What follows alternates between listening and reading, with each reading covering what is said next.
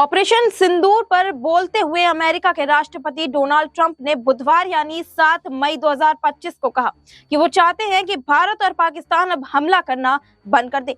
इसके साथ ही उन्होंने ये तक कहा कि वो दोनों देशों के बीच में मतभेदों को दूर करने के लिए भी तैयार हैं।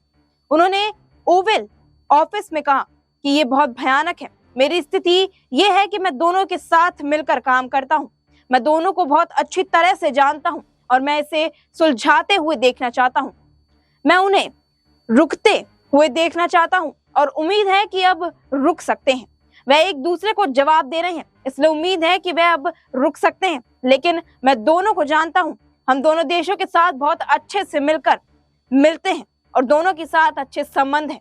मैं इसे रुकते हुए देखना चाहता हूं और अगर मैं यही बोले कि मदद करने के लिए कुछ कर सकता हूं तो मैं वहां मौजूद रहूंगा। डोनाल्ड ट्रंप ने मंगलवार यानी 6 मई को भारत के ऑपरेशन सिंदूर पर प्रतिक्रिया व्यक्त करते हुए कहा कि उम्मीद है कि दुश्मनी बहुत जल्द खत्म हो जाएगी। उन्होंने आगे कहा कि ये शर्म की बात है। मुझे लगता है कि लोगों को अतीत के कुछ हिस्सों के आधार पर पता था कि कुछ होने वाला है। ट्रंप ने कहा कि वे लंबे समय से लड़ रहे हैं। सही में अगर आप इसके बारे में सोचते हैं तो कई दशकों और सदियों से लड़ रहे हैं।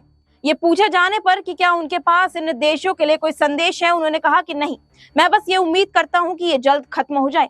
इस बीच पाकिस्तानी सेना के प्रवक्ता लेफ्टिनेंट जनरल अहमद शरीफ चौधरी ने कहा कि पंजाब प्रांत व पीओके के शहरों पर आधी रात के बाद किए गए मिसाइल हमले और नियंत्रण रेखा पर गोलीबारी में 31 लोग मारे गए थे और कम से कम 55 अन्य घायल हो गए थे। इस पूरे मुद्दे पर आपकी क्या राय होगी, हमारे साथ कमेंट सेक्शन में साझा करिए और ऐसे ही दुनिया देश की तमाम खबरों से जुड़े रहने के लिए बने रहिए हमारे साथ SPN9 न्यूज पर।